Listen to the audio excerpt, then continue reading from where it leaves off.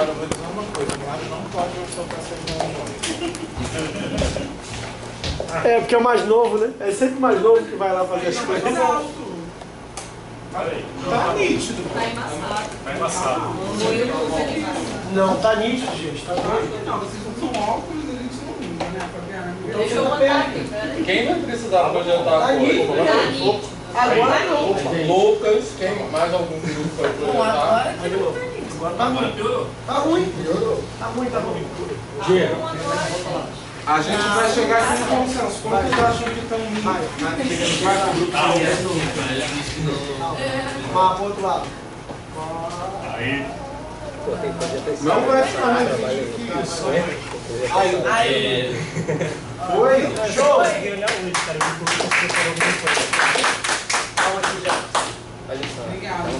Eu dei uma olhada nisso hoje só, tá? Ele preparou ali.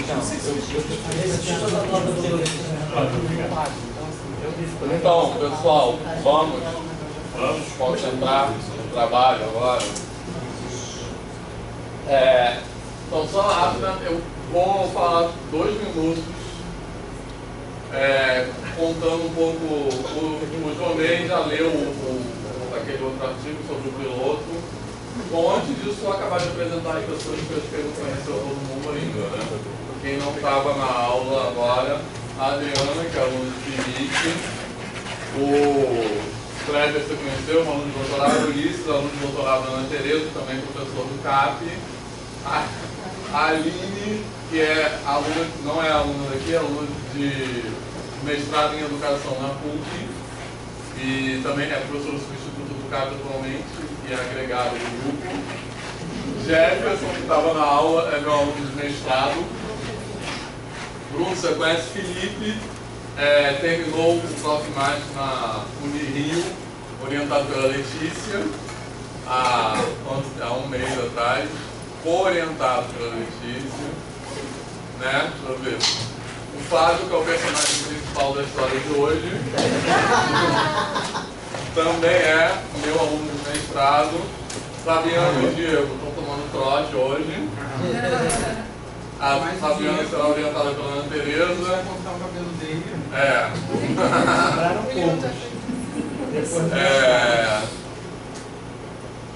O Diego fez tese de mestrado, acabou há pouco tempo, orientado por mim e pelo Ellison, e agora vai dar continuidade no trabalho de doutorado. Elion, orientado de doutorado na Ana Tereza também, e Lucas, que é também meu aluno de doutorado. E Letícia, que você já conhece de outros carnavais. Certo? Agora o negócio que está entrando aqui. Agora é só o nome de todo mundo ao contrário. Tá. Enquanto o negócio. Travou aqui. Eu acho que conta aquela piada aí. Tá. Mas então, eu acho que a gente que valia a pena contar um pouco do contexto desse projeto e depois começar a descrever o que a gente está fazendo atualmente no projeto. Então, na verdade, vocês vão me acrescentando coisas assim. Então, na verdade, essa ideia, né, quer dizer, qual é a ideia do projeto? Que é uma disciplina que seja ministrada em colaboração com um professor da universidade e um professor da educação básica. No caso, os dados que nós estamos analisando aqui foram coletados em uma disciplina que foi dada por mim e pelo Fábio, que está ali. E essa ideia aqui começou meio incidentalmente, né? Isso, fala aí então, como foi? Até o pessoal que também está chegando assim. Então, voltando da academia depois de 20 anos fora, eu me senti na necessidade de estudar muita coisa, de rever muita coisa. Obviamente eu tinha que procurar um lugar, um porto seguro para fazer isso, né? E não podia ser outro Vitor. Aí eu entrei na sala do Vitor e falei, Vitor, vou ficar lá quietinho lá atrás.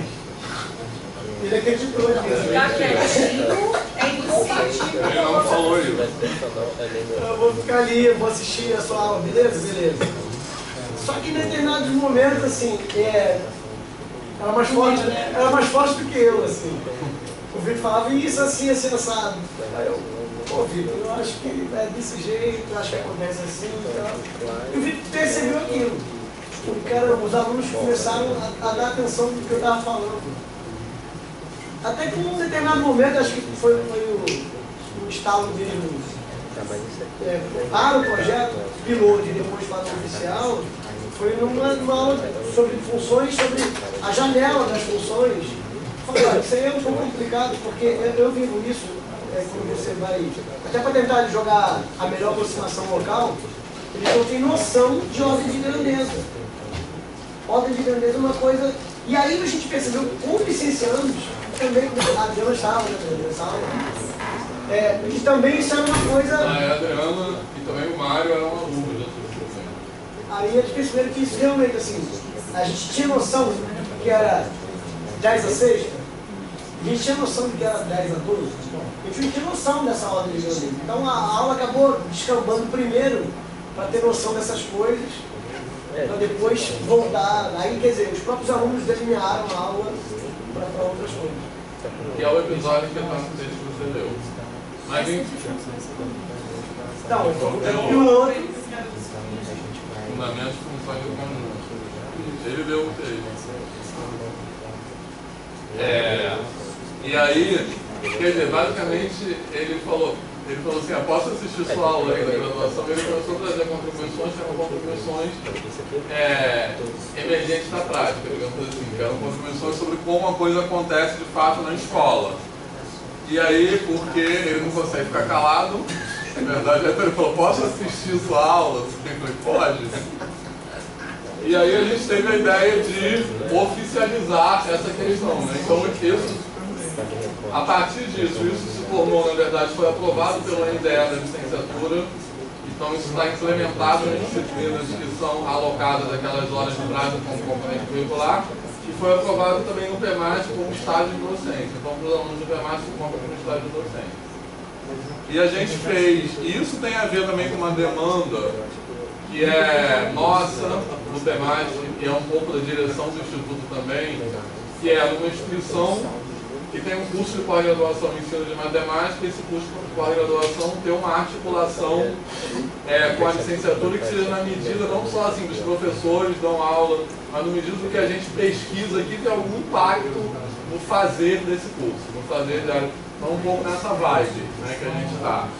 E aí a gente fez esse piloto, que foi um piloto incidental, porque foi assim, começou a acontecer isso, no meio do negócio, a gente falou, vamos filmar, não foi nada assim, desenhado metodologicamente. Com base nisso, a gente no período seguinte, que foi 2022, nós decidimos desenhar uma coisa com coleta de dados, tudo. E aí fizemos uma coleta de dados numa outra disciplina.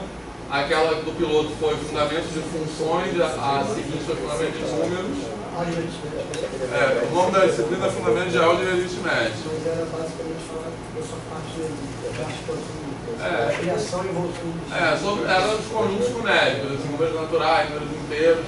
Mas essas disciplinas elas chamam fundamentos, mas o objetivo é discutir ensino daquilo. Na proposta de currículo novo que a gente está encaminhando, a gente está trocando o nome para matemática para o ensino. 1, 2, 3 e 4. Mas atualmente elas são fundamentos, porque a gente acha um nome meio inadequado. Eu sei que assim, no piloto já se começou a filmar, e aí o piloto deu a ideia de como fazer o desenho para as próximas. Isso. Né? Para o oficial. Acho que foi mais ou menos esse caminho que a gente fez. E no oficial, aí a gente começou a sentar. Gravou alguns planejamentos, confecção e correção de provas, atividades que a gente ia fazer, que a gente fez, e as articulações que a gente ia fazer com os alunos. Isso tudo foi gravado, foi feito um grupo focal antes dos alunos. Eles não sabiam, na verdade, o que ia acontecer, então fizeram um grupo focal. É isso que eu queria só. E aí depois que eles entraram, tal, as aulas aconteceram, foram filmadas no outro aqui e tal. E depois foi feita entrevista, não é isso? Ou foi só bate-papo? Não foi entrevista. Foi entrevista, não foi feito um outro grupo focal, foi só entrevista. Porque a gente não participa dessa coisa. No final foi só entrevista. Vocês estavam em 3 E vocês estavam orientados por que questão? A gente teve um roteiro, tanto para o grupo focal quanto para para a entrevista, que era para, de alguma maneira, tentar responder as questões do grupo focal para essa entrevista no final do curso. Não dava para ser um grupo focal, porque justamente todas as pessoas já se conheciam, já tinham passado pela experiência, então não dava para ser um grupo focal de tudo. Mas a ideia era justamente tentar refazer as mesmas perguntas de uma outra maneira para tentar responder as perguntas que foram iniciadas nesse momento. Então, eu vi na entrevista, mas do ponto de vista da pesquisa, o que vocês estavam querendo? Não, com isso eu vou projetar aqui, só.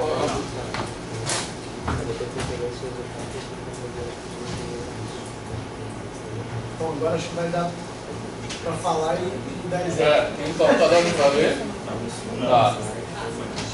Mas você já sabe. Então, nesse estudo principal, a gente, na verdade, quando a gente fez essa coleta de dados, a gente não tinha uma questão, não tinha questões de pesquisa. A gente resolveu fazer, está participando desse projeto também o Rodrigo, que é um colega da Faculdade de Educação, da área de Sociologia da Educação, que tem ajudado bastante a gente nessa questão do desenho metodológico. Mas, na verdade, a gente achou que tinha muitos olhares que a gente podia dar para essa experiência. A gente não tinha uma questão de pesquisa a priori, então a gente optou por uma coleta de dados bem ampla, de forma que esses dados pudessem ser olhados de diferentes maneiras, com diferentes recortes, que é o que a gente está fazendo agora. Então a gente fez, antes de começar o negócio, a gente fez um grupo focal com alunos.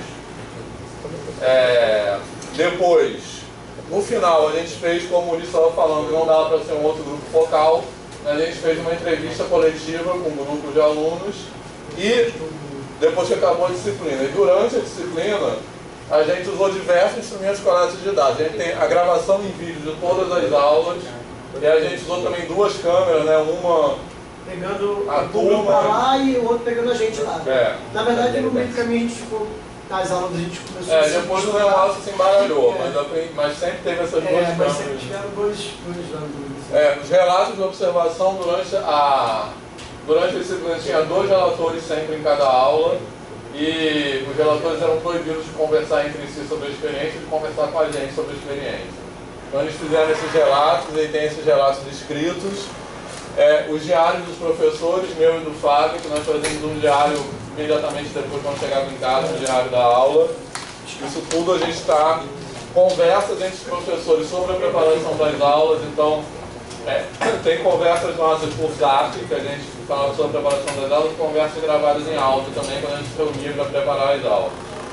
Porque, na verdade, a ideia desse projeto, a ideia desse modelo que a gente está aplicando na licenciatura é que a ideia, mas nem sempre isso acontece, dependendo de quem são os professores que estão envolvidos, mas a ideia é que os 2 professores participem de todas as etapas da disciplina, desde a preparação das aulas, elaboração da avaliação, correção das avaliações, e nós temos de fato tudo junto.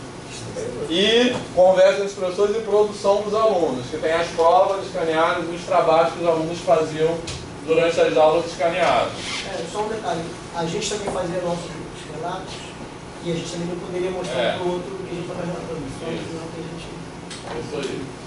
E aí agora nós estamos olhando. Ainda tem os questionários escritos também dos alunos. E agora nós estamos. O nosso grupo aqui está dividido em 3 grupos. E cada um está olhando diferentes recortes desses dados para explorar essas 3 questões aí, que é expectativas, se houve mudanças em relação às percepções dos alunos sobre a presença dos professores em aula. Então esse grupo aqui, basicamente... A gente não está olhando recortes diferentes, a gente está olhando dimensões diferentes em cima de todos os dados. Mais ou menos, né? Porque nem todos os grupos usam todos os dados. Não. Por exemplo, o grupo de expectativas está apenas comparando o grupo focal com ele não está olhando o que aconteceu durante. Mas isso é uma maneira de olhar, né? Quer dizer, no momento, esse grupo que trabalha com expectativas está fazendo isso. Ele está apenas olhando o resultado do grupo focal com o resultado das entrevistas que foram no final, com relação às expectativas. Eu acho que isso não significa que esse olhar nos dados vai esgotar as questões das expectativas. mas a gente espera escrever um artigo a partir daí. Quer dizer que isso vai esgotar essa questão, porque tem muito dado que pode ser olhado e podem surgir outras coisas. Aí tem outro grupo de hierarquias que está olhando a questão da relativização das hierarquias entre os professores de educação superior e da educação básica, e aí entra também a questão da hierarquia dos professores em relação aos alunos. E um outro grupo está olhando a produção de saberes docentes a partir dessa experiência. Beleza? E agora eu vou passar a palavra para cada um dos grupos falar um pouco. Observando ainda que, na verdade, essa questão das hierarquias, quer dizer, tem esse grupo que tá aí, tem a ver com a coisa da autoria, do múltiplo que a gente está falando, porque isso aqui é também o trabalho de tese de doutorado do Lucas, que está ali. Então, na verdade, esse grupo que está trabalhando com hierarquia está fazendo um primeiro olhar para esses dados, e a ideia é que na tese de doutorado o Lucas aprofunde muito mais nesse olhar. E da mesma forma, o Vinícius, que não está aqui porque houve um acidente lá, que ele é de Petrópolis, e houve um deslizamento lá, que é um aluno de mestrado, a dissertação de mestrado dele vai ser sobre essa parte, entendeu?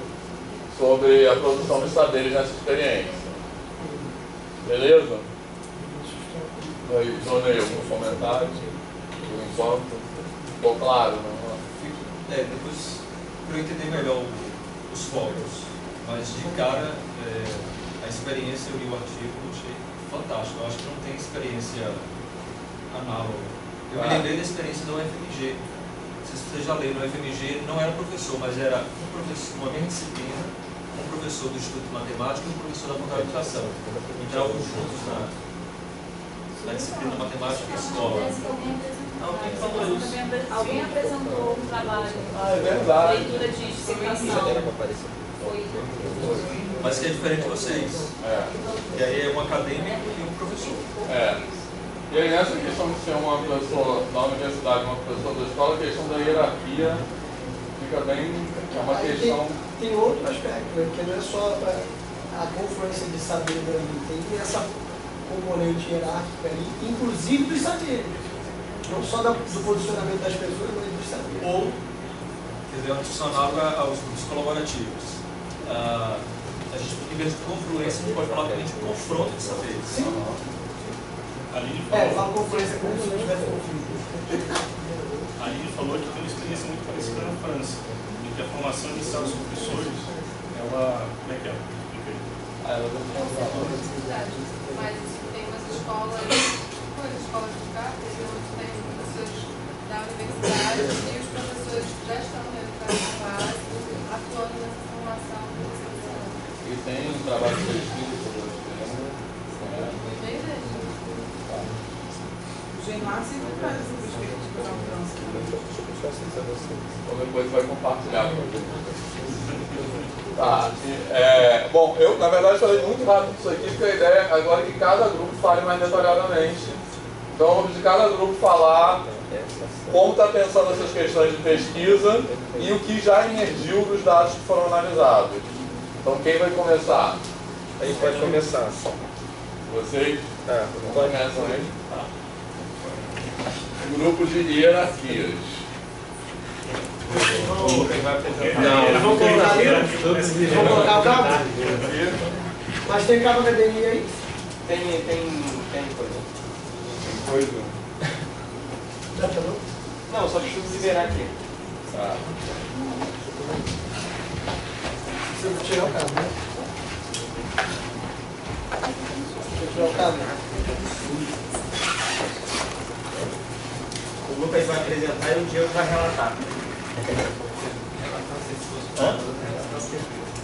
Aí você vai só bordando, só dando... Eu vou tentar esse.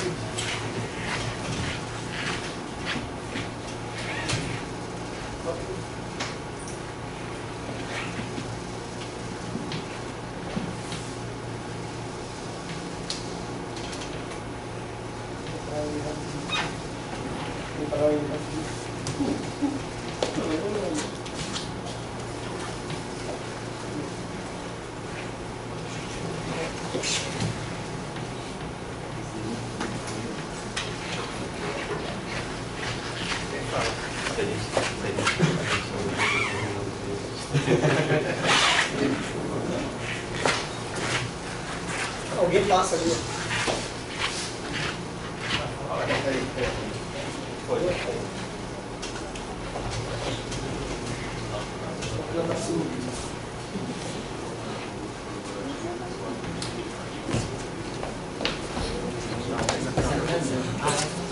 Quer falar, Lu? Fica ali, fica ali por causa da câmera. Na verdade, a ideia é a gente produzir trabalhos a partir dessas diferentes frentes, né? Fazer diferentes análises, né? Uma dessas é hierarquias. A gente está muito incipiente ainda, a gente não está muito incipiente ainda na escrita. A gente começou há muito pouco tempo a rascunhar alguma coisa, no encontro passado a gente rascunhou um resumo, mas eu acho que as ideias vêm se amarrando por muito tempo. Então talvez a gente tenha muito mais ideias do que coisas prontas.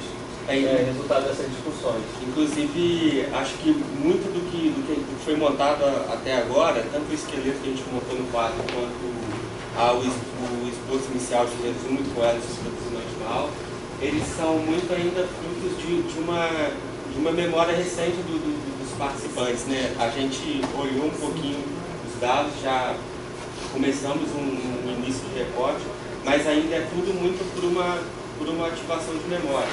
O Vitor e o Fábio passaram nos grupos dando relatos, apontando momentos importantes dos dados, onde a gente pode encontrar coisas que a gente está especulando. Então, acho que tem muito esse ponto da memória nesse estágio inicial aí. A gente não vai falar isso aqui não, isso aqui é só para Johnny ter uma ideia. É o foco de... A gente não vai abordar tópico por tópico, está lá no PowerPoint.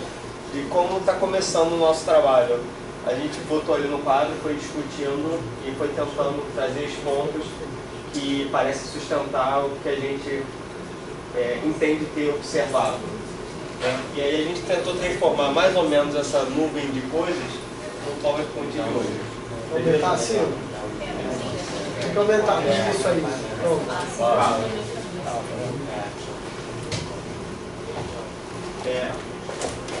Eu acho bem interessante essa coisa das hierarquias, porque tá pegando ele. isso Só parece mais ser um muito... pouquinho, pode mexer assim. Isso está no seu trabalho de doutorado. Eu vejo muita relação disso, por exemplo, com o trabalho de mestrado do Diego, quando fala da coisa da identidade e tudo mais. Na verdade, o PVC surgiu, acho que depois da minha coletividade, né? Acho que tinha coletividade. Mas na verdade, o que a gente observou na minha coletividade e um pouco nas falas dos licenciados, era muito em relação à hierarquia que eles atribuíram ao conhecimento matemático, acadêmico e escolar, onde eles atribuíam o conhecimento acadêmico como algo mais amplo, profundo, né? De maneira bem hierárquica, em detrimento do conhecimento escolar, que eles achavam que era mais fácil, o professor poderia ter acesso de uma maneira mais recorrente do que o conhecimento acadêmico. Isso também apareceu um pouco na fala, logo no começo do projeto, no grupo focal, que era prévio à disciplina, onde os próprios licenciandos tinham um certo estranhamento com essa ideia do projeto e tentavam e atribuir uma hierarquia à figura do professor da academia em detrimento do professor da escola, né? Onde eles vislumbravam muito essa ideia, né, de implementação na universidade, justamente uma questão hierárquica de saberes da figura do professor. E isso já mostra que a gente vai analisar hierarquias, no caso, em duas dimensões. Hierarquia de conteúdo, como conteúdo matemática acadêmico, matemática escolar, e também hierarquia de sujeitos, como formação e prática, professor universitário, professor da escola. Na verdade, vai ficar meio que cíclico, né? Só parece que na minha dissertação eu falei um pouco da hierarquia do conhecimento matemático, e que essa hierarquia acabava sendo transportável para a hierarquia dos sujeitos.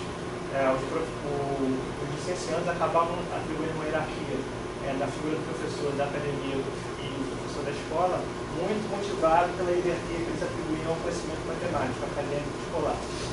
Aí essa volta aí, que a gente está um pouco discutindo ainda né? Porque esse primeiro já aparece desde o grupo focal, né? Que é meio que uma interseção com o grupo de expectativas. O primeiro grupo focal já aparece um pouco uma expectativa hierárquica em relação à condução do curso, como o papel de cada um desses professores. Acho que a gente está antecipando aí. Não, é porque a gente está falando no aspecto geral e a gente vai falar do resumo tem esse aspecto geral. Então, vai lá, você produziu o resumo, fala um pouquinho do resumo. Não, a ideia é que a gente percebeu, como eu falando, a gente pegou isso um pouco da dissertação do Diego, que parece uma ponte muito direta entre essa relação hierárquica das pessoas fazendo conteúdo com a relação hierárquica que elas transportam para os sujeitos. E essa coisa da relação hierárquica nos sujeitos também está muito atrelado ao não reconhecimento da atividade profissional do professor. Que há saberes, para além daquele saber de conteúdo, que não é um saber de conteúdo mais simples, o saber da docência, da educação básica, o professor tem outros saberes que não são só os saberes de conteúdo. Então, essa questão, além da hierarquia entre os sujeitos e a hierarquia dos conteúdos, uma coisa que parece estar muito relacionada à hierarquia é a compreensão da atividade profissional da docência. Então, esse artigo aborda o recorte de um trabalho que, a partir do reconhecimento de saberes emergentes da prática profissional, propôs a realização de uma disciplina da licenciatura de uma Universidade Pública Federal do Rio de Janeiro, de forma compartilhada por 2 professores, um da educação básica e um do ensino superior. Essa dinâmica orientou um projeto de pesquisa intitulado PDC, Prática dos Docentes Compartilhados, que visava observar o desenvolvimento dessa disciplina, expectativa dos estudantes, hierarquia e a discussão de saberes de conteúdo com vista do ensino. Essa terceira aí parece que mudou um pouco agora, né? Eu sou saberes. Nesse trabalho, focamos na segunda dimensão, que tinha por objetivo buscar entender hierarquias rompidas ou estabelecidas pelos estudantes em relação aos docentes, assim como em relação às especificidades de saberes mais relacionados advindos da prática de cada professor. Nossos resultados parciais, quer dizer, nossas observações gerais, né, ainda não tem uma sistematização de apresentação de dados. Nossos resultados parciais indicam que o reconhecimento por parte dos estudantes de saberes escolares emergentes da prática do professor de educação básica, quer dizer, eles começarem a reconhecer que o fado não está ali como uma figura ilustrativa, um monitor do professor do curso superior, ele está trazendo saberes da prática docente, implicando na reflexão da matemática acadêmica do ponto de vista escolar, assim como da matemática escolar do ponto de vista acadêmico, considerando a articulação com o professor da universidade. Essa dinâmica parece ter culminado não somente numa quebra de hierarquia, assim como na constituição de uma identidade docente por parte desses estudantes, a partir de uma discussão da matemática com vista do ensino. Deixa eu só falar um negócio. Uma coisa interessante que talvez no final do dia, assim, entender as hierarquias rompidas estabelecidas pelos estudantes em relação aos docentes, porque isso também aconteceu. Né, Vitor? Assim, já estava à vontade, no meio do curso para lá, de ir ao quadro, mas mostrar aqui como é que é esse negócio aqui. Quando eles queriam fazer alguma coisa, já levantavam. Entre os sujeitos. Então, os alunos em relação ao vírus. Não ser só entre os 2 professores. Porque ele estava ali, mas de repente ficou. Porque também dá conta de todos os focos. Na verdade, a gente não abordou, por exemplo, essa relação hierárquica dos alunos em relação aos professores. Então, uma outra dimensão de hierarquia. Então, só para lembrar que isso é bom que você também existiu. Mas a forma como está escrito aqui, então, talvez, Wellington, se a gente não vai chegar nesse... Não, mas tudo bem, mas deixa... Não tem problema, é só porque chama a atenção para você mesmo. Tá. Isso existiu. Não, acho que a gente pode esperar, porque a gente também esbarrou em uma coisa semelhante, porque inicialmente a gente achava que ia conseguir dar conta a questão do conteúdo, que a gente ia focar exatamente na discussão do papel dos 2 professores. Mas a gente foi percebendo que não dá para ter o terceiro ator nessa história, que são os alunos, porque a aula tem uma dimensão colaborativa. Então, acho que a gente vai... Embora a gente entenda, não dá para ter, não dá para ter. Não dá para esquecer esse ator, tem que ter um terceiro ator. Não dá para não considerar. Tem que considerar. Não, a gente... Uma coisa que a gente percebeu, assim, é que essa questão da quebra de centralidade do professor único no modelo tem um aspecto que é o fato de ser um professor da universidade e outro professor da escola básica, que tem uma relação de hierarquia socialmente estabelecida. Mas só o fato de não ter um único professor já representa também uma mudança na topologia da sala de aula, entendeu? Nas relações entre... Porque o computador é um núcleo gravitacional, o professor único em torno do qual está resolvido, né? Então, só ter mais de um professor já é uma quebra. Gente, na verdade, a gente... Estou interrompendo, mas acho que a questão é... Como que a gente vai... na verdade, a gente identifica quatro atores. Os dois professores, os alunos, que claramente há uma dimensão colaborativa, e o texto educado. Porque não era um texto nem acadêmico, nem um texto, enfim.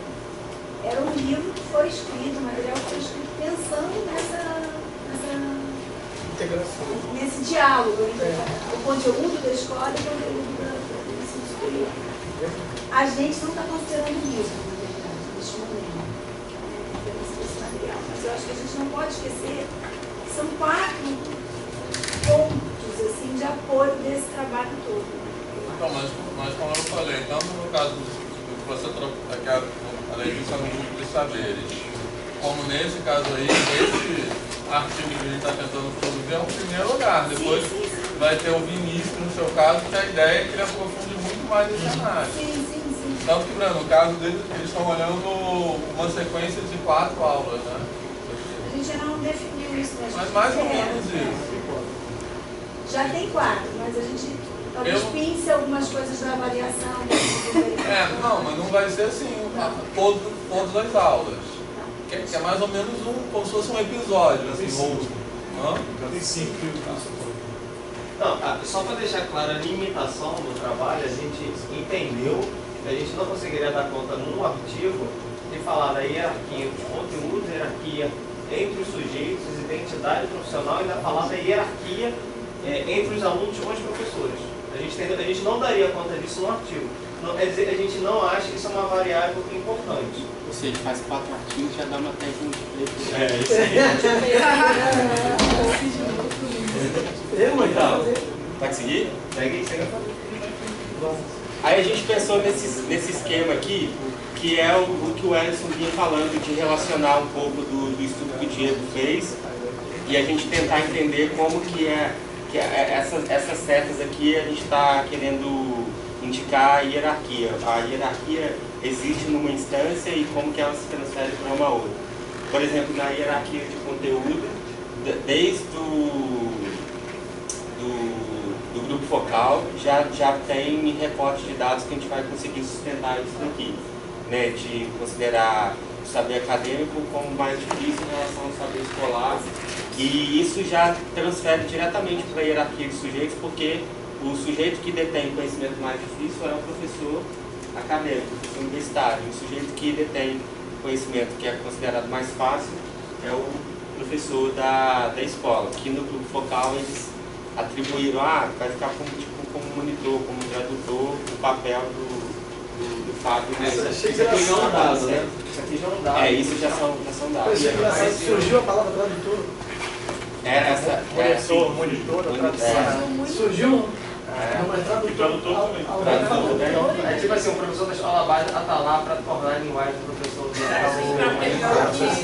É curioso o que aconteceu no grupo focal que eu participei, acho que eu não podia participar do grupo. é que eles não entenderam a dinâmica do curso, a proposta do curso. Eles pediram para repetir a pergunta, quando foi feita a pergunta sobre isso, como eles vislumbravam a participação do professor da educação básica ministrando uma disciplina de maneira conjunta com o professor da universidade. Eles pediram para repetir a pergunta, porque parece que não era um cenário factível para eles, né? E essas concepções, essa hierarquia de conteúdo aí aparece num grupo focal que foi realizado antes do início das aulas, né? Então, os alunos provavelmente estão carregando aí concepções prévias adquiridas na sua formação, até na própria escola básica, não sei, enfim, que essa hierarquia do conhecimento acadêmico em detrimento do escolar. Deixa eu perguntar para você, quem assistiu um grupos focais, surgiu alguém falando assim, acha que isso não vai dar certo? Sim. Esse estranhamento que É mesmo, né?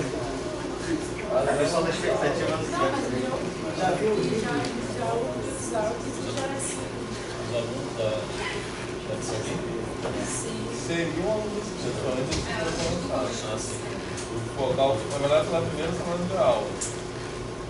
Só para reforçar esse dado do professor da escola, como monitor, tradutor, alguma coisa do tipo, na minha dissertação isso aparece também como uma coisa que foi reforçada, de manutenção do lugar social de cada um desses professores, e eles usavam na fala deles o papel do professor da escola como adequação à realidade escolar, sem deixar muito claro o que isso significava naquele contexto. E o interessante é que no projeto onde eu pesquisei, onde eu coletei dados para minha dissertação, isso é como se o desenho do projeto não deu conta de criar uma interação efetiva entre esses dois grupos de professores, o que pelo jeito foi diluído no PDC. Então tem alguma coisa de desenho, de funcionamento do projeto que vai ser importante a gente observar aqui. E tem como comparar, né, com o seu projeto? Tem, de certa forma tem, né? Mas não sei até quando. Não sei, mas é muito engraçado. Fizemos dissertações que tinha a ver com hierarquia. Emergiu isso, né? E esse outro, para voltar de sujeitos para conteúdo, foi o que a gente ficou mais refletindo sobre, né? Como se daria como que reconhecer a hierarquia entre os sujeitos leva a reproduzir uma hierarquia de conteúdo. Aí a gente... Na verdade, tem um problema que ele falou, como quebrar esse negócio, porque aquele negócio coxinha é demais e o mais fica fresquinho. Tipo assim, depois que você entra no negócio cíclico assim, para você romper esse ciclo não é uma coisa simples. Então, o cara já tem uma perspectiva cultural mesmo, a matemática, a educação base é a mais simples. Isso está relacionado com uma hierarquia entre os sujeitos, que também tem a ver com uma questão da compreensão da profissionalização, por perceber que há saberes próprios da prática docente. Inclusive, esses saberes próprios estão relacionados ao conteúdo. A especificidade do saber do conteúdo, a gente pega aqui, por exemplo, isso aqui você volta para a questão do conteúdo. Então, quer dizer, a gente pensou usar aqui como referência, porque isso aqui são ideias que a gente já viu, além da gente já ver na literatura, são ideias que parecem já se estabelecer no grupo focal. Então, a gente pensou aqui como referencial teórico, usar aqui Klein para falar dessa hierarquia de conteúdo que ele propõe que se rompa. A gente pensou aqui no Nova para falar dessa coisa da identidade profissional, né, a hierarquia entre sujeitos, justamente por não reconhecimento da atividade profissional do professor de educação básica. E isso também está atrelado, esse reconhecimento da atividade profissional está atrelado ao reconhecimento da especificidade do saber do conteúdo do professor, que é que a gente usaria Ball. Então, a nossa ideia é articular, teoricamente, aqui, Klein, Nova e Ball. E aí, o que pode quebrar, que a gente pensa que pode quebrar esse ciclo aí, que parece ser difícil de se quebrar por uma questão cultural mesmo. Então, a gente viu e talvez ajude foi o PDC. Falar? Não, então, o que a gente viu como resultado para quebrar aquele negócio ali? Uma coisa que pode ajudar a quebrar aquele ciclo é reconhecimento do saber escolar. Eu não posso chegar e olhar para o professor da universidade, se eu estou no curso de licenciatura, sem imaginar que eu estou me preparando para a atividade docente na educação básica. Só que esse olhar demanda de uma necessidade de reconhecimento do saber escolar. E quando eu reconheço o saber escolar, talvez eu vá quebrando um pouco essa hierarquia e vá contemplando um pouco, entender a especificidade do saber de conteúdo. E uma outra coisa que pode quebrar, a gente vê como resultado, é a formação de uma identidade docente. Entender esse professor como profissional. No caso, os estudantes da disciplina deixar de se ver como um aluno de uma disciplina de graduação e se entender como um professor em formação. Então, isso já, desde a disciplina, já começar a criar uma identidade docente. Coisas a gente viu que isso aí está muito naquela problemática, são dados também, mas naquela problemática inicial, e coisas que a gente viu que ajudam a subsidiar esses resultados foram os seguintes, por exemplo, uma codocência.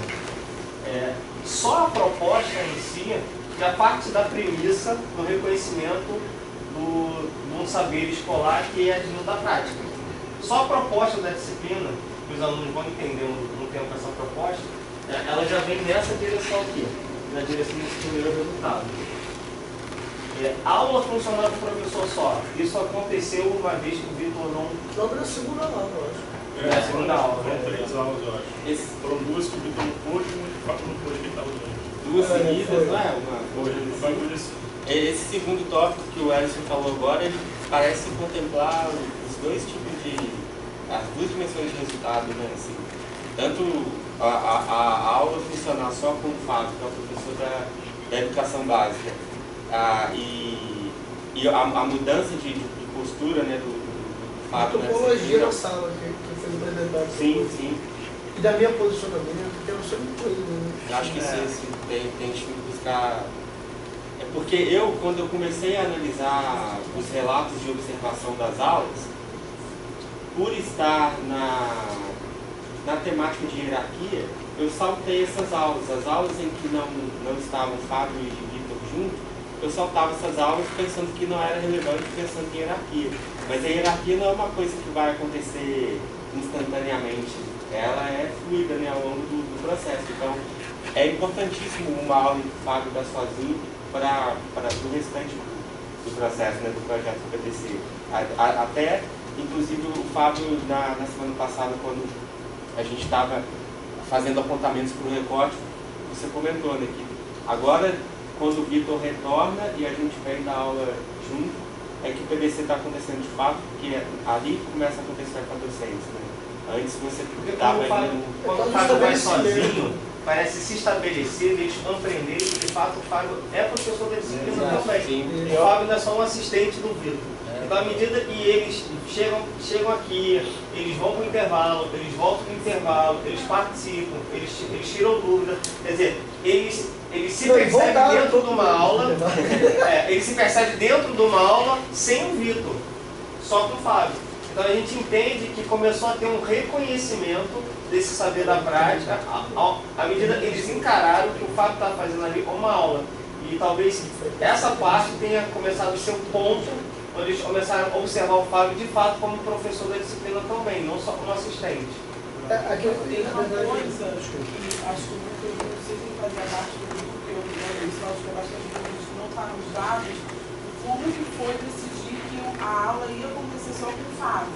Porque a gente estava aqui e era assim, não, desculpa, o Vitor não vai, como é que vai? Como é que vai ter um professor que vai ter o mas o Fábio não é um professor, então ele vai poder ir na aula sem o outro. Acho que isso é uma coisa que não tem nos dados, porque não aconteceu na aula, mas aconteceu aqui. Nós vamos colocar assim uma observação, que essa questão da hierarquia acontecia, era até esquisito para os dois no início do...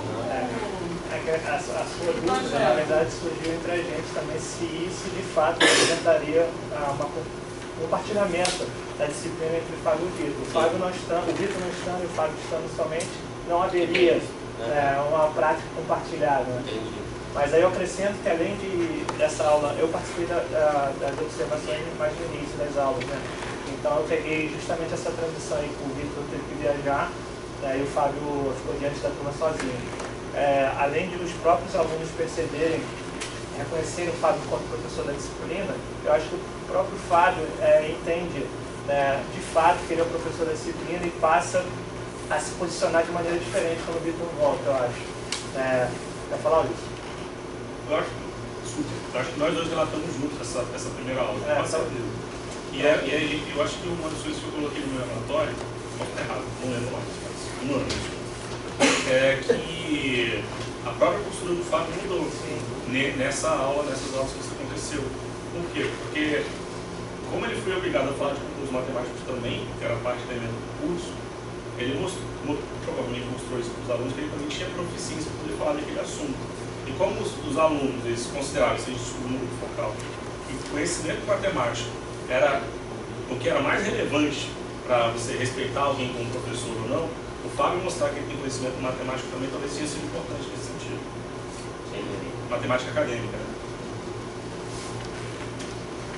Mas assim, tem diversas variáveis de análise aqui que a gente não está considerando para esse artigo. Novamente, a gente não considera então isso não. Porque uma variável que dá claramente para parar e pensar é a gente, como é que a gente se comportou nesse contexto. A gente está olhando mais os alunos. Isso não está registrado em lugar nenhum, porque aconteceu no laboratório, não foi na aula. A gente está tentando olhar aqui como os alunos encararam isso, e como essas coisas que aconteceram implicaram para esse resultado. E assim, só para dizer, então, a grande curiosidade é que o que foi sem querer acabou ajudando muito no desenvolvimento da aula. Não foi uma coisa planejada. Não foi. Vai ter um sozinho. Na verdade, o planejado Um era momento sozinho para o pessoal perceber, não foi pensado isso. Só para eu entender. Então, o foco que vocês estão afirmando é ver a relação entre as estratégias desenvolvidas na disciplina e... Não, coisas que aconteceram. Isso aqui não era uma estratégia, isso aqui ações no projeto. E a aula funcionar não era uma estratégia a priori, a gente fazer isso e a aula funcionar para eles reconhecerem. Não era uma estratégia. Eu sabia se ia funcionar. As ações desenvolvidas na disciplina que permitem esse resultado aqui. Tá, então esse é o foco. Contribuem. Não, na verdade a gente elencou esses resultados. Porque a gente entende que esses resultados foram relevantes para a concepção sobre hierarquia. No caso, seria isso daqui, né? A relação entre esses dois tipos de resultados, promovido pelas ações do curso, vão levar a gente a concluir uma diluição de hierarquia. Cara, o deck é muito ruim, né?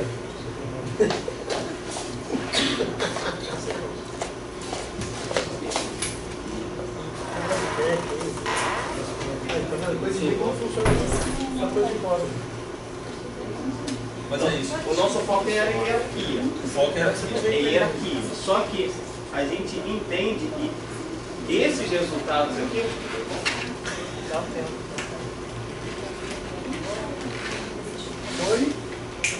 A gente entende que esses resultados implicaram numa diluição de hierarquia. Então, a noção de hierarquia é uma categoria central do foco da pesquisa, ou ela é um conceito para ajudar na análise da pesquisa? Ou seja, o que vocês querem saber é sobre as hierarquias, ou isso entra como conceito teórico para analisar, por exemplo, está naquele outro slide lá, da relação das ações com aquele resultado do reconhecimento do saber escolar e da identidade dos professores? Eu vou responder a tua pergunta, mas o nosso interesse nesse recorte é entender quais foram os resultados, o que aconteceu para contribuir para uma manutenção ou diluição dessa hierarquia. Tá. A gente não sei se eu respondi a hierarquia a priori. É como se a gente... Então o foco são as hierarquias. A hierarquia entre as pessoas, os dois professores e os saberes da escola e da academia. A gente assume que essa é a hierarquia. Sim, mas na perspectiva dos alunos. Como é que os alunos enxergam essa hierarquia de conteúdo entre os professores? Tem outras hierarquias para a gente olhar. Sim. Hierarquia entre todos os sujeitos. Então é do ponto de vista dos alunos. Dos alunos. Como é que essas coisas implicaram numa diluição de hierarquia dos alunos? Quando vocês falam de diluição de hierarquia, isso quer dizer o que exatamente com isso? Quer dizer que aquelas coisas que a gente olhou inicialmente, por exemplo, uma valoração. Volta na setinha.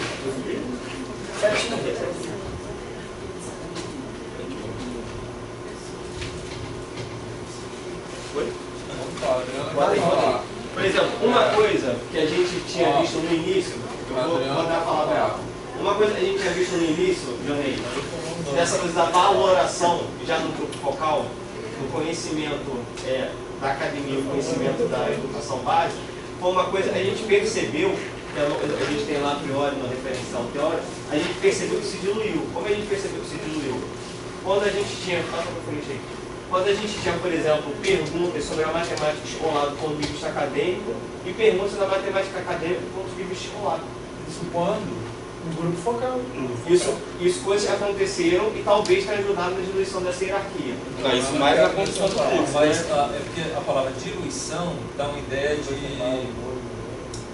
que ambos ficam colocados horizontalmente. Sim. Fico pensando se não seria melhor falar por movimentação das relações hierárquicas. Talvez, a gente precisa estabelecer isso. Porque dá uma ideia de que você desafia as relações hierárquicas. Mas esse tipo de dados que a gente está reportando dá a ideia de que esse movimento hierárquico a gente está observando ele a partir dos alunos? Tá? Isso é compreensível? Não, ficou agora, porque eu achei que era a partir da observação de vocês. Mas agora ficou claro. É a nossa observação sobre a percepção dos alunos. Isso. É porque tem isso também, né? Os relatos de observação das aulas, eles não chegam na dimensão dos alunos. São observadores assistindo às aulas e relatando. Isso, mas vocês vão partir do ponto de vista dos alunos. Sim, como eles perceberam essas coisas. Essa é a nossa ideia. Como é que estão acessando os alunos? Não, sabendo as aulas. Acho que não. Não, mas olha só, a gente também está analisando ações que aconteceram nesse curso. Aí sim, mas para entender as entrevistas, o grupo focal ou como dados a serem analisados? Então, a gente tem um monte de dados diferentes, né? Isso aqui, por exemplo, codocência, é uma coisa, a gente acha que é uma ação já, uma ação planejada que talvez tenha auxiliado nessa direção aqui. O que eu quero dizer é o seguinte, que vocês têm que definir o foco para casar a estratégia metodológica. Porque se você me diz assim, o foco é investigar qual é a percepção dos alunos sobre as relações hierárquicas entre o acadêmico e o professor na condução de uma disciplina. Então, esse objetivo só demanda entrevista, seja individual, seja grupo focal, seja questionário, mas é entrevista. Ou seja, a observação ela entra apenas para você entender a entrevista. Se você formula o objetivo em termos tirando a percepção dos alunos, colocando uma coisa do tipo assim, de que maneira se movimentam as relações hierárquicas, então aí você desloca o olhar para o olhar do pesquisador, aí entra dados da observação. Ou seja, de que maneira se movimenta ocorre a movimentação hierárquica a partir das ações no curso? Em um curso, eu até escrevi uma disciplina de uma instrução ministrada compartilhadamente entre um acadêmico e um professor, alguma coisa desse tipo. Se a gente fizer um misto dessas duas coisas, alguns dados são impressões dos alunos, alguns dados são ações do curso relatadas pelos observadores. É possível a gente, porque está parecendo que é mais isso que está acontecendo na nossa análise. Mas, olha só, se você formula o objetivo em termos de como as relações hierárquicas acontecem, você pode usar dados da entrevista, mas metodologicamente ele é secundário. E se a gente usar os dados da entrevista para sustentar que a gente reconhece a hierarquia? Esses dados vão só reforçar que realmente existe. Mas o que o Johnny está falando não é exatamente isso. Vocês têm que saber o que. Qual é a variável de análise? Não é a variável de análise. Qual o foco? Qual o foco, na verdade, que vocês têm? Não, se é o curso, se é o aluno. Não é só acho isso. Que é como eu estou dizendo uma outra coisa que não está claro para vocês. Se vocês vão identificar essa movimentação das hierarquias ou não, certo? Como ela se manifestou, se houve uma movimentação nesse sentido, naquele sentido, que tipo de movimentação vocês conseguiram identificar durante o curso. Aí vocês podem olhar as aulas, as anotações, vocês podem olhar tudo. Agora, se é da perspectiva do aluno, se o aluno mudou a percepção dele sobre as hierarquias, vocês só podem olhar os alunos. Eu acho que é mais isso daqui, ó. É isso? Eu acho que é isso daqui. Essa parte cíclica aqui, tá vendo o movimento mesmo. com o referencial teórico, eu acho que a gente pode trabalhar o referencial teórico de uma maneira espiral junto com esses dados aqui, ó. Confirmação do grupo focal. Isso, a confirmação baseada no grupo então, focal. Reforçar o referencial teórico a partir, identificar o referencial teórico a partir da fala dos alunos no grupo focal. E identificar isso já aparece na literatura. E depois, as ações, porque nessa parte das aulas, a gente não vai chegar na dimensão dos alunos aí. São só ações do projeto. Então, mas olha só, isso está muito incipiente de verdade. A gente tem que, de fato, estabelecer essas questões aqui e tudo mais. Volta lá para o resumo. E essa aula é uma hora que a gente, de fato, está pensando que não é isso, né? Nesse trabalho, focamos na segunda dimensão, que é por objetivo buscar entender as hierarquias rompidas ou estabelecidas pelos estudantes em relação aos docentes. Assim como as relações de especificidade. O que tem um grau de generalidade. Você não diz o que. Fala entender, compreender, mas porque, o que dela. Bota lá elas ações de novo. Porque aquelas coisas que aconteceram, a gente acredita que aconteceram, mas a gente quer pegar isso aqui a partir de manifestações dos alunos. Acho que é um lembra? A gente queria ver os dados disso aqui a partir dos alunos. Eu acho que a gente devia concentrar mais nisso aqui. Acho que se concentrasse mais nisso aqui, eu estaria mais voltado à percepção dos alunos, entendeu? Esses dois tópicos, especificamente. Mas tem uma diferença entre a manifestação dos alunos, que está na gravação do vídeo, porque a manifestação produzida no grupo focal na entrevista individual. E na gravação em vídeo tem a observação. E no grupo focal é uma variação de entrevista, como entrevista individual. Então o que eu tenho com a entrevista? Eu tenho o ponto de vista das pessoas. Então o objetivo tem que ser em função do ponto de vista das pessoas. O que eu tenho com a gravação? Eu estou vendo uma prática social se desenrolando, seja lá como eu queira conceituar, uma prática pedagógica sobre a prática das pessoas. Isso. Aí eu tenho um olhar do pesquisador sobre como as coisas estão ocorrendo. Então precisa casar o que vocês vão usar dos dados com o que vocês querem saber. O grupo focal ficou mais na nossa problemática inicial, que implica no referencial teórico. E isso aqui, a nossa ideia é olhar durante as aulas. Só um detalhe. Dessa segunda coisa que o João falou. Isso, da prática social. Só que no grupo focal o que se vê também é isso. Porque não é uma entrevista pura e simples, é um negócio rolando. Assim. Uma prática social, grupo focal é uma prática social rolando. Mas é uma situação de entrevista organizada, para ser grupo focal. Sim. Então vocês direcionado, têm mediado. um guia de questões, não é isso? Para mediado. Então, se você focaliza a prática pedagógica, a prática social, não quer dizer que você não use a entrevista, mas ela entra focal. Ela entra secundariamente, para ajudar a entender os dados da observação, da gravação. Então, a nossa ideia, inicialmente, era usar o grupo focal de início para problematizar a situação e levantar um diferencial teórico. E depois, trazer como dados para esses resultados as aulas, manifestação dos alunos das aulas. Era essa é a ideia de princípio.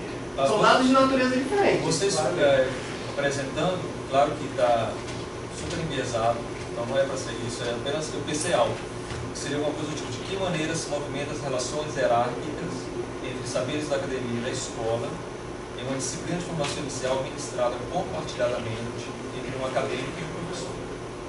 Que você marca o tipo de contexto onde você está olhando a movimentação das relações hierárquicas. Isso era pelos alunos ou pelas ações? Eu não consigo entender essa parte aí.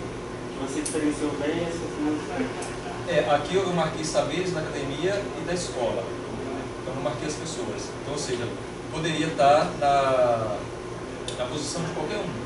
Mas aí vocês têm que refinar se focar só nos professores. Porque uma questão... Mas aí você claramente está falando do nosso olhar sobre essa interação que eles tiveram durante as aulas. Nesse coletivo. Essa questão de investigação que você propôs. Mas pode reformular e focalizar especificamente os docentes. Porque eu não sei como é que vocês estão concebendo, vocês estão falando da hierarquia entre pessoas e saberes. E como elas se relacionam, na verdade. Isso, porque os saberes da escola pode aparecer na boca do acadêmico. O acadêmico pode se referir a partir de leituras, de experiências, a saberes que estão embasados na escola. Assim como o professor, por ele ter contato com literatura, etc., ele pode apresentar, verbalizar saberes da academia. Ou seja, talvez não haja uma relação direta entre saberes da escola, saberes da academia, professor da escola e pesquisador da universidade. isso flutua na relação pedagógica. Isso flutua nas relações, mas talvez não flutue nas percepções do sujeito. Sim. Porque claramente o saber acadêmico ele deveria ter base na prática também, não só para a prática, mas também deveria beber da prática uma teorização. Agora, e a prática também, ela não acontece de forma desvinculada de uma teoria, nem que seja através da formulação do livro didático, não sei o quê. Mas isso é uma coisa que flutua, e eu acredito nessa nuvem que você falou. Outra coisa é a percepção desse sujeito sobre isso. Sim.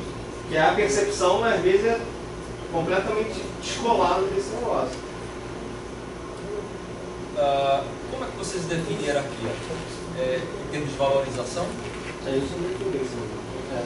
A Cristina falou disso na primeira vez. Hierarquia não é só posicionar. Hierarquia em Bernstein, esse projeto, se fosse usar Bernstein, seria uma maravilha. Então, você tem esse trabalho? Tenho. Manda pra gente. Mas é o livro. Porque a hierarquia... Na verdade, até o Klein, a gente pega lá e fala de hierarquia, entre conteúdo, não sei o quê. Esse termo ainda não vi de uma forma bem grande. A minha defesa particular da Cristina, você deve conhecer, ela falou que faltava uma definição clara do que eu entendia como hierarquia. Hierarquia não se resumia a posicionar. O meu trabalho, e eu acho que talvez a nossa fala aqui, está relacionada só a posicionamento. E talvez... Porque em Bernstein, ele fala assim, toda prática pedagógica ela é hierárquica. E ela cria categorias. Então, separação entre conteúdos, separação entre pessoas, separação entre disciplinas. E, portanto, quem tem mais controle sobre a comunicação está numa posição hierárquica de mais poder. Então, coloca hierarquia em termos do controle simbólico. Então, pensando nessa situação que vocês trazem da disciplina, então isso pode flutuar, porque em um certo momento o controle da comunicação pode ser o saber da academia, no outro pode ser o saber da escola, comparado na experiência da escola. Então, nesses termos, seria quem tem mais controle simbólico em um certo intervalo de tempo. Bem, esse controle simbólico está muito relacionado. Ele tem que adaptar cada uma dessas dimensões. Dos professores, do conteúdo, para cada uma das dimensões, eles têm que fazer uma adaptação. Uma adaptação, adequação dessa interpretação. Sim, isso. Agora, e quando essa percepção hierárquica aparece no grupo focal que é anterior às aulas? Se o objetivo de vocês é em termos das relações hierárquicas, como elas estão acontecendo, esses não são os dados principais. Não, mas ele pode entrar lá no contexto, na problemática, lá da investigação. Mas é mais relevante para a expectativa, né? Sim, é mais relevante, mas ele dá um contexto de isso é uma coisa relevante a ser investigada lá na história. Então, as hierarquias foram declaradas no livro. Porque, assim, quando eles pensaram no projeto, eles não pensaram no que eles iriam analisar depois do projeto. Eles pensaram em fazer o projeto, fazer obedecer. E aí, acho que a primeira análise de dados que a gente teve foi o grupo focal. E aí, desse grupo focal, que foram, na minha ideia, né, que foram divididos os três eixos.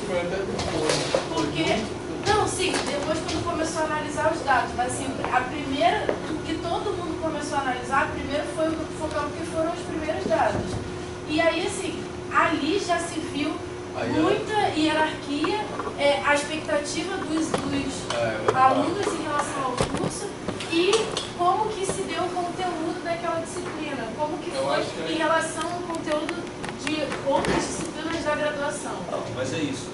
Então, pelo que me parece, vocês estão falando de hierarquia de modo muito intuitivo. Sim, precisa teorizar isso. É verdade. Porque é a categoria central. Na verdade, a hierarquia aqui está sendo mais da perspectiva da valoração das pessoas sobre os cursos. Exatamente. Mas assim, o grupo focal, no meu entender, ele pode não ser um dado de análise do corpus aqui, mas ele é claramente uma motivação que declara a importância por que pesquisar essa dimensão é relevante. Porque eles declararam essa hierarquia. Isso pode não ser o dado aqui para esse resultado.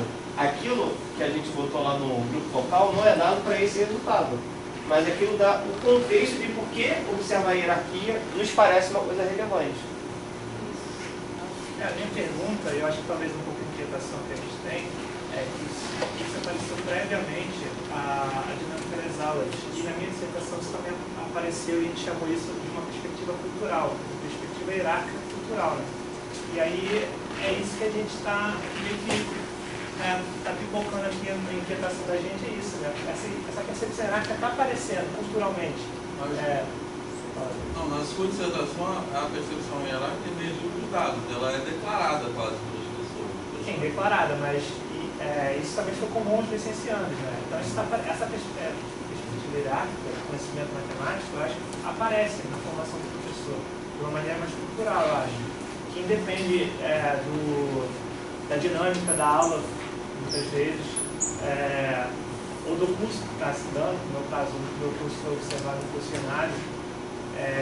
Então, por isso que eu fiz essa pergunta, quando essa percepção hierárquica apareceu previamente à dinâmica do curso. Né? Tá, mas quando isso aparece a partir dos dados, isso forçaria um movimento de teorização. Que eu acho que não, sim, você está corretíssimo. A gente precisa definir o que é hierarquia. Acho que tem uma outra coisa também que se parece que agora está ficando mais claro, é que, igual o Luiz falou, aparecer hierarquia no focal é mais relevante para o expectativo do que para nós, porque parece que o eixo hierarquia surgiu a partir disso começar a aparecer. Então, assim, não faz muito sentido retornar a esses dados do grupo focal. Eles geraram esse eixo. É importante analisar a hierarquia, tá acontecendo. Então, é meio que como se fosse do grupo focal para frente. Não sei, né? Eu não sei que... Logo uma questão de ordem são quase 7 horas já. Ah, é? Vocês já ouviram falar na Ground Theory, teoria fundamental. A forma como está funcionando está mais ou menos como a Ground Theory. Porque, como pensado, você vai para campo sem ter inclusive um objetivo. Define a medida, coleta os dados. Sim. Foi exatamente o que aconteceu. Foi isso, exatamente. Não, a premissa era clara. A premissa era o reconhecimento no saber docente advindo da escola, advindo da prática, da educação básica. Isso era a premissa do projeto, claramente. Agora, qual era a questão e tudo mais, da pesquisa. Agora, fala. Não, é isso. Eu acho que se for essa questão das relações hierárquicas, essas categorias que vocês colocaram como resultados, não sei exatamente se casa com a movimentação das relações hierárquicas. Por quê? Porque, repare, se você pergunta como se movimentam as relações hierárquicas entre saberes da academia e da escola, o que se espera de resultado? Você tem que ver que movimentos houve entre os dois conjuntos de saberes. Então, espera-se uma categorização desses movimentos, uma descrição desses movimentos, etc. Não quer dizer que isso não apareça. Mas a partir do grupo focal a gente parte da premissa desse movimento. O saber escolar está aqui e o saber acadêmico está aqui.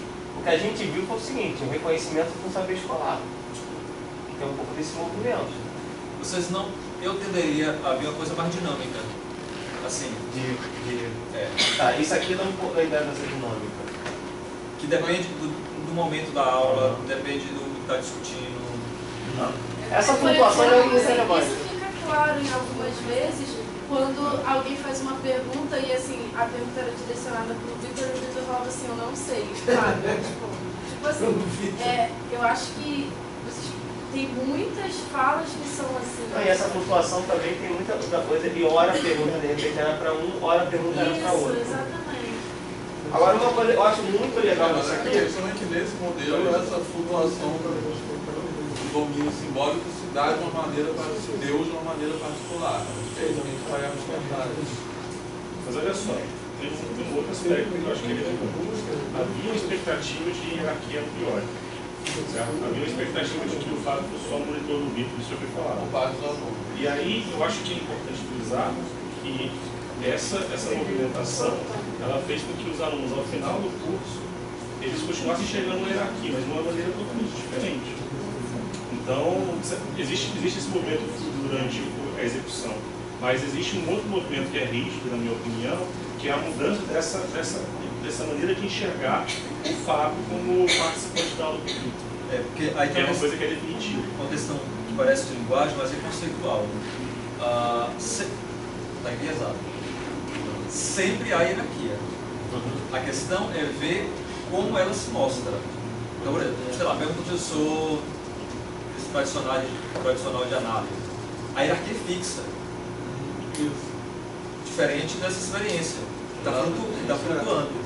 Não concordo. Eu acho que é uma flutuação de hierarquia de uma maneira particular nessa experiência. É claro que a gente não vai pegar e comparar com uma... Isso. Mas a gente vai contar como foi a flutuação de hierarquia nessa experiência. Essa flutuação de hierarquia você atribui a domínio da comunicação, diferentes momentos. Domínio da comunicação. É a segunda base teórica que ele falou. Mas aí depende de como a teoria que você utilizar. A gente está fazendo um negócio de forma muito intuitiva ainda. Indutiva. Agora tem um negócio assim, muito legal, porque cada hora vai terminar, tem um negócio que eu acho mais interessante desses dados todos aqui, que para mim tem a ver com a questão da formação da identidade, que é a coisa do Janeco, do Norma Fábio e tudo mais, é o aluno se perceber na licenciatura como um futuro professor, e não como um aluno só que está tirando dúvidas do conteúdo matemático que ele não sabe. Então, a partir do momento que ele faz perguntas sobre o conteúdo matemático com vistas ao ensino, isso dá uma dimensão da formação de uma identidade profissional que isso está evocado na fala da Ana Cristina aqui, quando ela mencionou lá a dificuldade de trabalhar com alunos da pedagogia, ideia de matemática, porque a dificuldade de matemática era tão grande que o debate deles era sempre sobre o conteúdo matemático, não sobre como ensinar ou como refletir sobre aquele conteúdo para ensino. Então, a partir do momento que você começa a refletir sobre um conteúdo para ensino, ao nosso entender, isso está muito relacionado com a formação de uma identidade docente, que está relacionado, esse reconhecimento do saber docente está relacionado com uma hierarquia também, porque você passa a reconhecer um saber que você não reconhecia antes. Então, quer dizer, a gente está fazendo muitas pontes aí, né? Mas isso aqui para mim é uma coisa de mais interessante, assim, independente do que está analisando. Essa coisa era começar a se enxergar como futuro professor e não só como aluno. Mas isso depende do formador? Depende, o cara chega a fazer essa pergunta ou não? Depende da abordagem que o curso está tomando também, né? Porque aqui no caso é como se ele fizesse uma pergunta que vai ser útil para ele ser um profissional docente depois, e não uma pergunta que vai ser útil para ele ser aprovado na classe. A minha pergunta é que ele foi levado a fazer essa pergunta. Pois é, então, o que tem de qual a variável que ele está partindo? Eu acho que a questão do formador é um fator muito crucial. Fala de novo. A parte do formador, que eu acabei de falar, é uma parte muito crucial para esse tipo de identidade. É claro que a abordagem faz diferença, mas eu não sei se foi no grupo focal ou no aula que a gente ouviu depois. Mas uma das falas, né, dos alunos era que eles criticavam o professor universitário porque eles achavam que a matemática que o professor universitário estava falando em nada tinha a ver com aquilo que eles iam levar para a escola. Então, assim, não é só... Mas eles não falavam isso com teor de conteúdo matemático, entendeu? Tanto que depois a gente até viu uma contradição que eles meio que enalteciam o professor universitário porque ele sabia muito, né? O professor da escola básica é ser um tradutor. Mas essa fala era demarcada por causa tipo assim, do posicionamento do professor mesmo, sabe? Tipo assim, não sabe o que acontece na escola. Então não me darei ideia do que esse cara está falando. Então, o formador tem um papel importante. Eu não sei se eu concordo com o que você falou, assim, da premissa do cara, mas só essa premissa aí também já tem uma hierarquia. Esse cara não tem o saber da escola. Sim. É uma hierarquia ao contrário. O cara é super valorado, mas essa pergunta eu não vou saber porque ele não sabe falar sobre isso. Pô, vamos passar a bola. É legal, porque depende tanto do contexto. Para a escola, que da academia não tem, está posicionado em outro lugar. Mas só você entender que há uma discussão do conteúdo para a escola, do saber para a escola, isso para a gente já é algo que impacta naquela coisa cíclica que parece difícil de manter. Agora só, antes de vocês terminar, eu acho que talvez vocês estão nesse processo de definir as coisas, talvez tenha muitas ideias que parece que estão no mesmo plano. Dependendo do objetivo que vocês definirem, tem algumas coisas que vão para a periferia. Claramente. Mas eu queria duas coisas.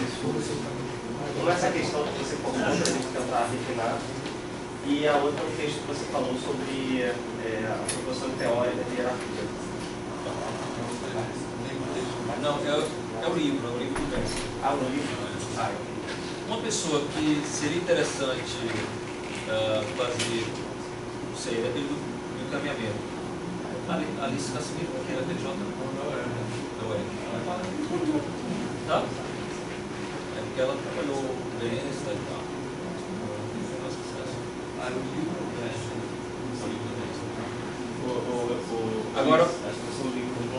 Agora talvez um texto.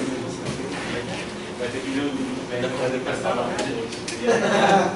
Assim, né? Tem só duas coisas. Não, um negocinho que define hierarquia. Agora um texto talvez vocês possam ler só para ter inspiração, não é para usar. É o texto que os dois artigos que eu escrevi com a Flávia, nos Estudos Anais do CIPEM no ano passado, que a gente analisa os conflitos no grupo colaborativo. Que a gente usou justamente, definimos em termos de relações hierárquicas no grupo colaborativo, hierarquia flutuante, tomamos essas ideias, que o Benson também não fala em hierarquia flutuante, a gente que partiu e deu esse insight. Falando do quê? Hierarquia. Entre o que ele chama de... Ele fala queda de hierarquia, não, porque não é sempre a hierarquia. Eu estou entendendo que existe uma hierarquia situada. Eu estava conversando com o Diego. A hierarquia ela é inerente às formações humanas. Então, a gente só está conseguindo olhar a hierarquia por um viés. A gente precisa colocar dinamismo nessa. É isso.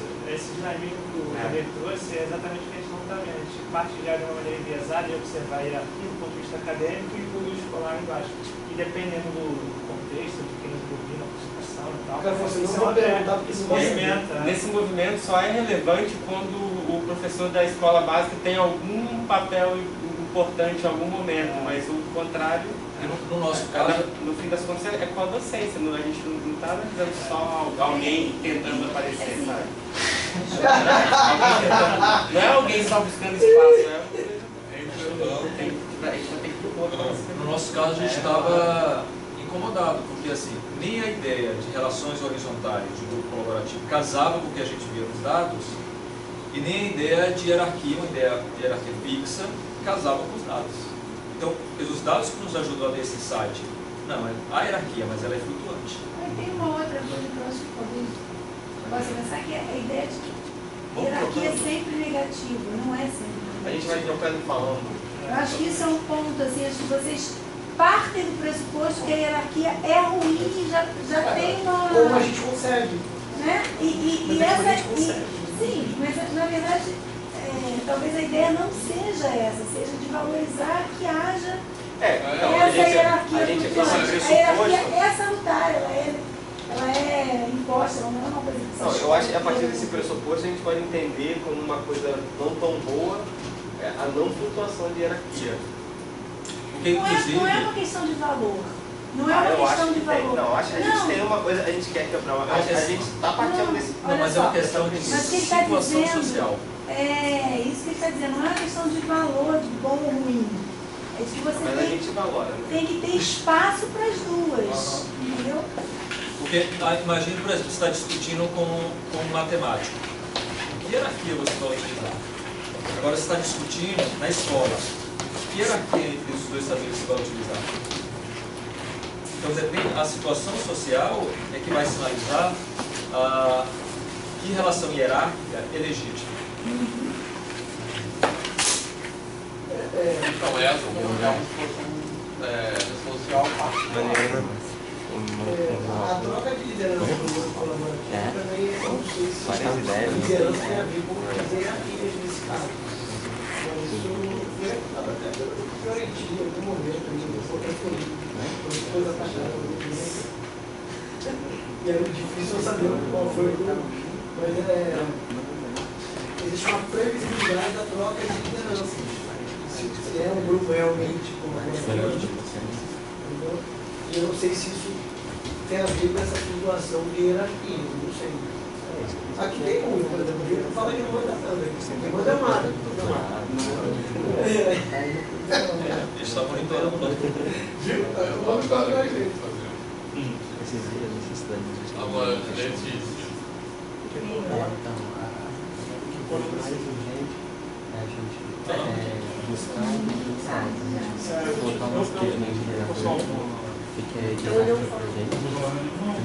Estava pensando assim, logicamente a discussão sobre o trabalho dos meninos que foi excelente, a discussão do João Ney, ótimo, mas assim, reconhecendo que tomou um tempo muito grande, muito útil, pessoal, para eles, mas ficou pouco tempo aqui para a gente. Eu proponho assim, não, tranquilo. Então, eu vou o seguinte, rapidamente a gente dizer do nosso trabalho, e rapidamente a gente também vai poder discutir, se for fazer por um dos dois vai acabar, não dá tempo de falar nada. Vocês não faltam, Talvez a gente não tenha nada preparado para organizar. Nós estamos um pouquinho mais embrionário. Não sei se está mais embrionário, mas a nossa organização é bastante diferente, a gente não preparou algo. É que o Alisson gosta de aparecer. A gente achou que era um bate-papo. Eu acho que eu vou começar pela questão de pesquisa, porque eu acho que isso que, inicialmente, a discussão era muito em função dessa percepção hierárquica, desde o início das discussões. Né? E num dia que a gente estava aqui com o Rodrigo, a gente encontrou essa preocupação de perceber como o conteúdo, como a discussão sobre o conteúdo acontecia nessa dinâmica do projeto.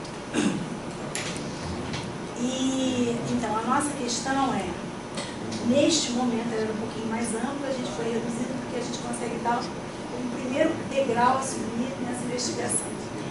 Considerando os temas propostos, né, no planejamento do curso, a atuação dos dois professores e a característica colaborativa que se estabeleceu na aula, quais dimensões dos saberes docentes foram acionadas a partir do debate estabelecido. Então, tentar identificar dimensões dos saberes docentes que são observadas nesse processo. Então, assim, se mudar a concepção de conteúdo, de como o conteúdo se transforma para a concepção de saber. Exatamente. A maneira como esses saberes emergem a partir de interações dos membros na prática. Isso foi na última. Porque, na verdade, desde o início, a dimensão do conteúdo era essa, assim, para construir um saber de conteúdo para o ensino, saber de matemática para o ensino. Então, é nessa eu falei saber do conteúdo, mas é... Não, entendi. Mas, atrelado a um conceito ou indistintamente? O curso tinha um... Eu acho que vai ser essa conversa que eu tenho com o João, que vai ser o recorte. Isso foi uma pergunta que a gente fez. Porque não tinha um conteúdo específico, o curso tinha um planejamento. A gente até falou sobre isso na nossa última reunião. A gente não está pontuando um conteúdo específico, a gente está pontuando a discussão sobre algum conteúdo. Naquela discussão, naquela aula, naquela discussão de conteúdo. Então, os resultados não vão estar colados a um assunto. Tá. Então, na verdade, vocês estão interessados na dimensão social desses conteúdos, de maneira como eles se relacionam com quem está falando desse assunto. É porque se você está falando...